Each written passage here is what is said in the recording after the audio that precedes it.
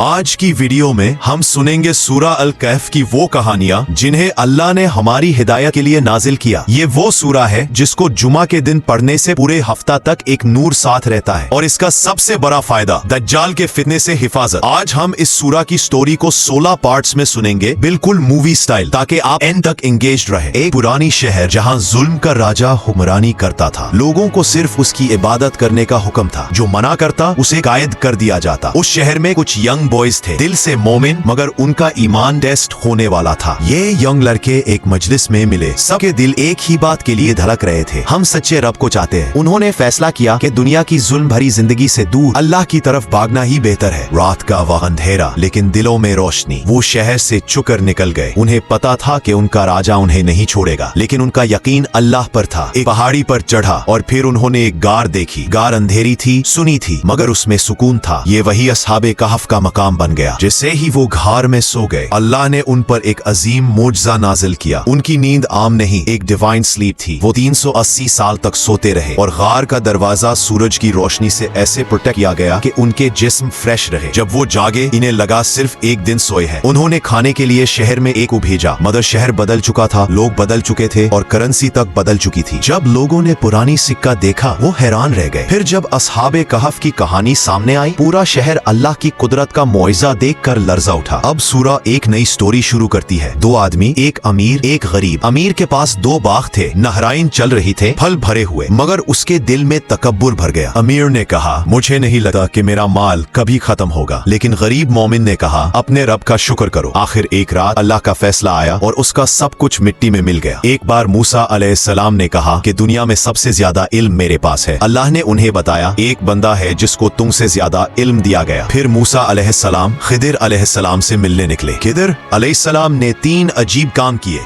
1, कश्ती को तोड़ दिया। 2, एक लड़की को मार दिया। 3, एक दीवार को सीधा कर दिया।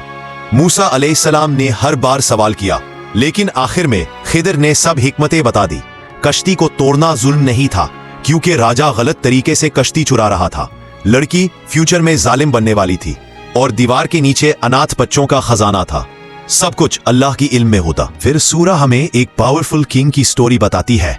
धुलकरनैन एक आदिल हुक्मरान, एक स्ट्रॉन्ग लीडर जो पूरे जहां में इंसाफ फैलाता था। लोगों ने उसे मदद मांगी कि यजूज मजूज तबाही मचा रहे हैं।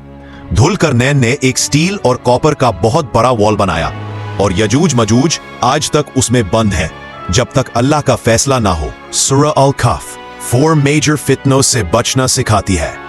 1, फितना ए दीन, young boys.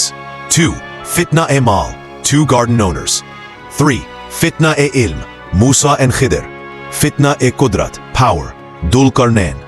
और इस सूरा का सबसे बड़ा पैगाम ईमान, सब्र, तवक्कुल और अल्लाह की कुदरत को हमेशा याद रखना।